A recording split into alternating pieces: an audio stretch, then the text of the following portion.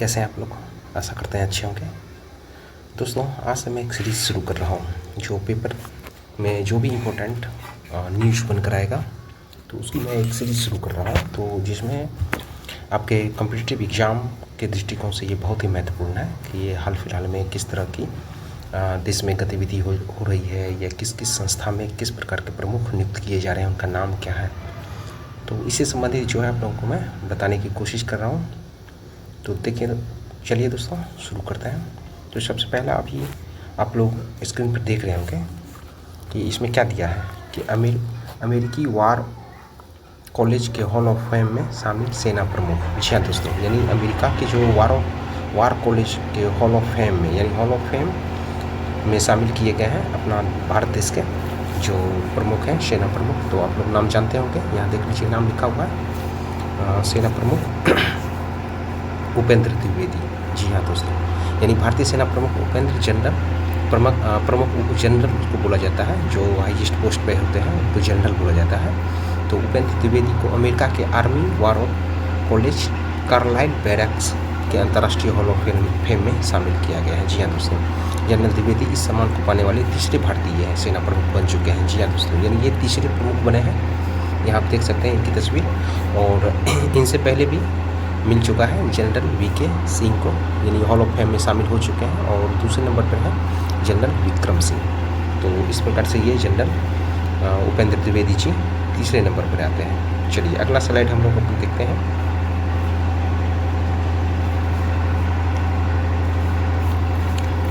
दूसरा पॉइंट है, ये भी इम्पोर्टेंट है एग्जाम के दृष्टिकोण से। जी हाँ दोस्तों, यानी संयुक्त राष्ट्र महासभा यानी जनरल असेंबली के 80वें सत्र की अध्यक्ष 28 को आएंगी भारत। जी हाँ दोस्तों, आज तो है 26। तो संयुक्त राष्ट्र संघ यानी महासभा जनरल असेंबली के जो 80वें सत्र, ये देखिए प्रत्येक सत्र में जो एक अध्यक्ष की नियुक्ति होती है, तो 80वें सत्र के जो अध्यक्ष हैं यानी पिछले साल इनकी नियुक्ति हुई थी, तो वो 28 तारीख को आएंगी भारत, यानी परसों भारत आएंगे। तो आइए इसके पॉइंट देख लेते हैं क्या नाम है उनका। तो संयुक्त राष्ट्र महासभा के जो 80वें सत्र के अध्यक्ष हैं, जी हाँ दोस्तों, एनालेना बेरबॉक, जो कि जर्मनी से हैं, वो 28 अप्रैल को भारत दौरा करेंगी। और इस दौरान वह विदेश मंत्री जो अपने देश के एस जयशंकर, उनके साथ बहुपक्षीय मुद्दे पर अपना चर्चा करेंगे। और यात्रा के दौरान वो राजघाट पर महात्मा गांधी जी को श्रद्धांजलि भी अर्पित करेंगे, यानी महात्मा गांधी जी का ये राजघाट से संबंधित है। तो इस तरह से देखिए इसमें पॉइंट बन गया, 2-3 पॉइंट बनाया है एग्जाम के दृष्टिकोण से। तो मंत्रालय ने कहा कि बेरबॉक इलेक्ट्रॉनिक्स और IT मंत्रालय तो आए हैं, तो कुछ उस तरह की बात होगी। चलिए दोस्तों, ये भी हो गया। आपके लिए इम्पोर्टेंट है यही कि 80वें सत्र की जो अध्यक्ष है उनका नाम है एनालेना बेरबॉक। आइए दूसरे स्लाइड में हम लोग देखते हैं। जी हाँ दोस्तों, आइए कुछ इम्पोर्टेंट है प्रथम विश्व युद्ध से जुड़ी हुई यादें हैं, इसको हम लोग देख लेते हैं। तो इसमें हम लोग देखते हैं कि प्रथम विश्व युद्ध की स्मारक सूची में 33,000 भारतीय सैनिकों के नाम जुड़े। जी हाँ दोस्तों, यानी यहाँ आइए इस पॉइंट पर हम लोग देखते हैं अपना इंडिया गेट में भी जो भी स्मारक है वहाँ बना, उसमें भी भारतीय सैनिकों के नाम की सूची है। तो उसी आधार पर जो है प्रथम विश्व युद्ध के जो शहीद हुए थे, यानी 1914 से जो 18 में चला था प्रथम विश्व युद्ध, तो उसमें जो अपना देश भारत के जो सैनिक गए थे लड़ने और वो जो शहीद हुए थे, तो सेना के सैनिकों का नाम इराक में स्थित एक स्मारक में अंततः डिजिटल रूप में अंकित कर दिया गया है। जी हाँ दोस्तों, यानी कहाँ पर अंकित किया गया है, तो इराक में, यानी इराक में एक स्मारक है, तो वहाँ पर डिजिटली रूप में अंकित कर दिया गया है, यानी डिजिटल रूप से वहाँ पर उनका नाम दिखेगा। जितने भी सैनिक गए थे वहाँ भारत की जो भी सैनिक ब्रिटेन की तरफ से लड़ने गए थे, उसमें तो ब्रिटेन का हमारे देश पर कब्जा था, तो वो यहाँ से ले गए थे सैनिक को, तो वहाँ युद्ध में वो मारे गए थे, तो उनके नाम इराक में स्मारक में इनके नाम दर्ज किए गए हैं। तो देखिए दोस्तों, एक पॉइंट और है कि इराक, जिसे तब मेसोपोटामिया कहा जाता है, यानी मेसोपोटामिया किस देश को कहा जाता है, था पहले इराक को कहा जाता था। राष्ट्रमंडल युद्ध कब्र आयोग, जी हाँ दोस्तों, राष्ट्रमंडल युद्ध कब्र आयोग ने इराक के बसरा स्मारक के लिए नए डिजिटल नाम के पैनल किए हैं। चलिए दोस्तों, ये एक पॉइंट हो गया, यानी इराक में जो है अपना भारतीय सैनिक जो भी शहीद हुए थे, तो उनके नाम की सूची वहाँ पर जो है डिजिटली रूप में उसको असाइन किया गया है इराक में जो स्मारक है वहाँ पर।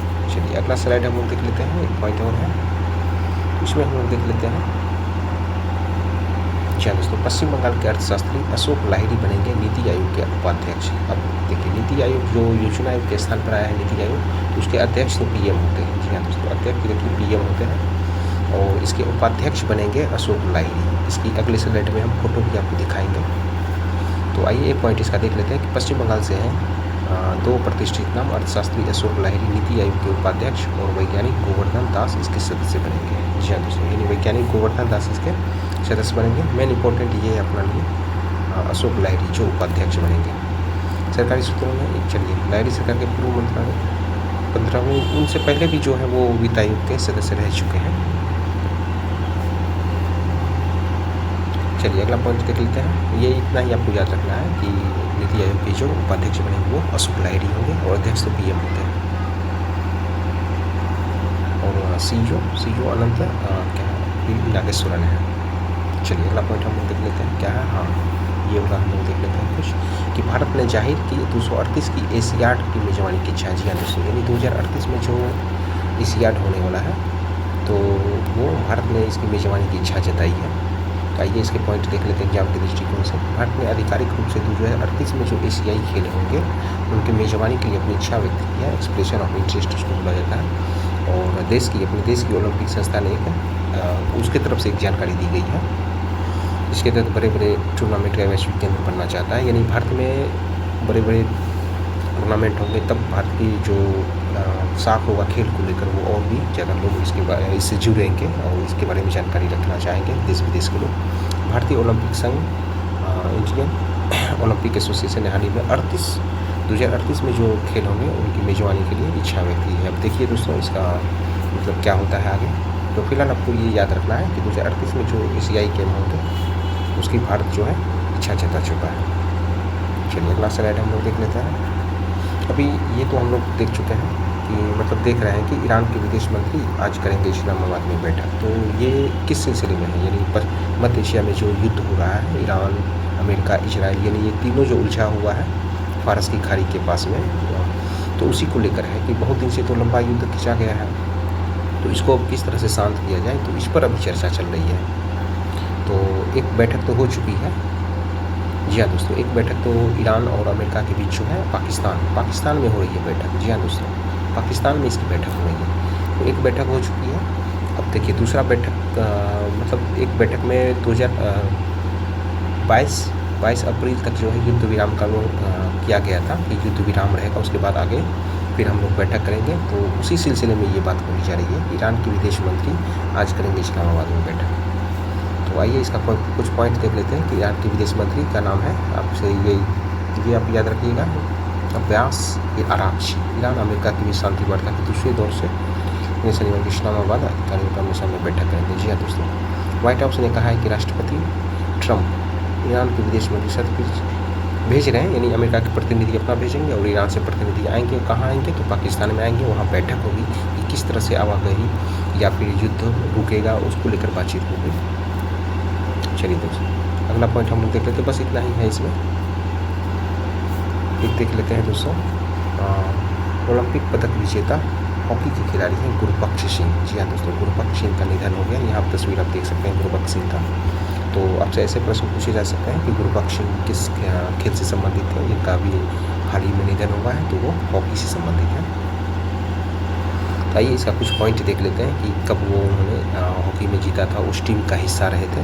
तो एक पॉइंट देखिए यहाँ, ओलंपिक हॉकी पदक विजेता गुरबख्श सिंह ग्रेवाल का यहाँ मतलब जिक्रपुर यानी उनकी जगह पर दिल का दौरा पड़ने से निधन हो गया। अब देखिए ये पॉइंट आपको याद रखना है कि गुरबख्श 1968 में जो मैक्सिको सिटी ओलंपिक हुआ था, मतलब मैक्सिको सिटी में जो ओलंपिक हुआ था अपना भारत की तरफ से कांस्य पदक जीतने वाली टीम में थे ये, ठीक है।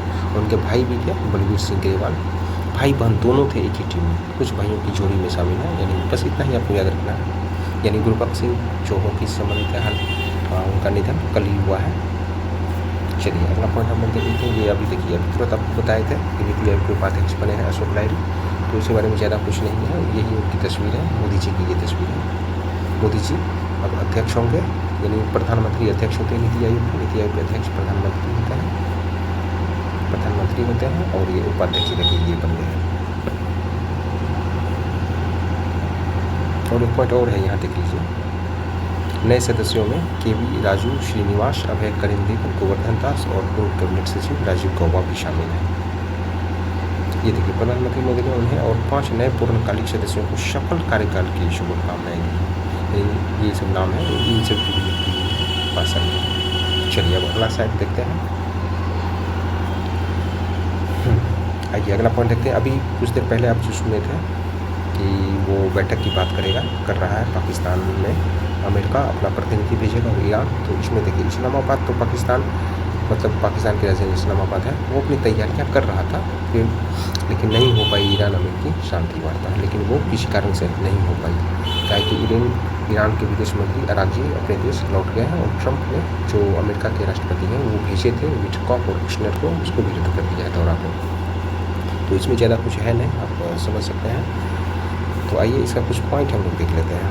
ये देख लेते हैं सबसे पहले पॉइंट, यानी अमेरिका जो है हॉर्मुज पर कंट्रोल करना चाहता है। यानी पेंटागन ने प्रेस कॉन्फ्रेंस में बताया है कि हॉर्मुज स्ट्रेट से गुजरने के लिए अमेरिकी अनुमति अनिवार्य है। देखिए कितना ज़बरदस्ती हो रहा है, ये आप देख सकते हैं। उन्होंने एशियाई और यूरोपीय देशों की आलोचना करते हुए कहा कि वे इस अहम समुद्री रास्तों का सुरक्षा में योगदान नहीं दे रहे। आइए और यहाँ देख लेते हैं।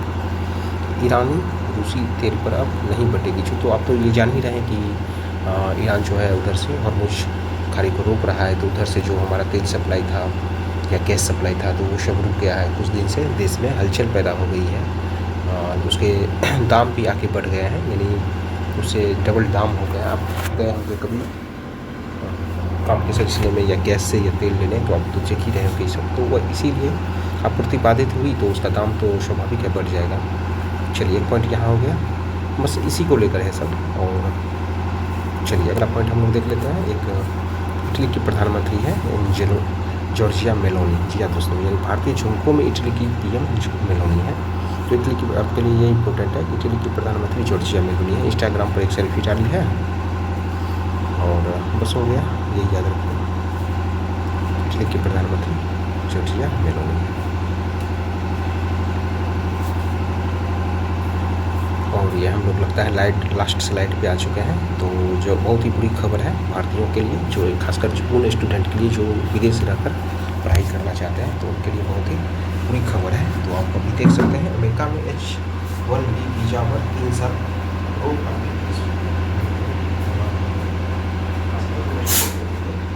विदेश में रहकर आप खासकर अमेरिका में रहकर पढ़ाई करना चाहते हैं, उनके लिए बहुत ही है कि अमेरिका में H-1B वीज़ा पर 3 साल रोक का बिल पास हो गया है। यानी 3 साल तक वीज़ा नहीं मिलेगा किन्हीं को, यानी 3 साल के लिए कोई भी विद्यार्थी इंडियन यानी भारतीय विद्यार्थी अमेरिका नहीं जा पाएंगे। चलिए एक पॉइंट इसका कुछ देख लेते हैं हम लोग जो इम्पोर्टेंट है कि अमेरिका में रिपब्लिकन पार्टी की भी सरकार है, ट्रंप इन्हीं पार्टी के राष्ट्रपति हैं। तो no end H-1B visa reviews act 26, यानी ये कानून का नाम है, पेशकर भारतीय IT पेशेवरों की मुश्किलें बढ़ा दी। जी हाँ दोस्तों, और उन पर जो है अपने वीज़ा जारी करने पर ही 3 साल का प्रतिबंध लगा दिया, यानी 3 साल तक किसी भी प्रकार का वीज़ा वहाँ जारी नहीं होगा, जिससे कि भारतीय विद्यार्थी वहाँ जाकर पढ़ाई कर सकें। सांसदों का तर्क है कि इस कार्यक्रम का दुरुपयोग कर अमेरिकी कामगारों की जगह काम। चलिए ये पॉइंट उतना नहीं है, हाँ मोटा मोटी इसको ऐसे जानिए कि बंद हो गया है वीज़ा। और ये पॉइंट देख लीजिए, सबसे बड़ा कदम H-4 वीज़ा और OPT प्रोग्राम को बंद करना है, जिससे प्रवासियों के परिवार और छात्रों का अमेरिका में रहना लगभग नामुमकिन हो गया है। जब वीज़ा नहीं रहेगा तो आप रहिएगा कैसे या जाइएगा कैसे। यह विधेयक न केवल आवेदन बल्कि वर्तमान में जो वीज़ा धारक है उसके लिए भी ग्रीन कार्ड की राह बंद करने का प्रस्ताव रखता है। देखिए कितना खतरनाक है, जो वहाँ पहले से रह चुके हैं वीज़ा पर, उनके लिए भी खतरे की घड़ी है। तो चलिए दोस्तों, इतना ही था मेरा स्लाइड। कैसा लगा ज़रूर बताइएगा, और इस तरह से मैं आपके लिए इम्पोर्टेंट जो एग्जाम के दृष्टिकोण से है तो उसका कलेक्शन लाने का प्रयास करता हूँ। धन्यवाद।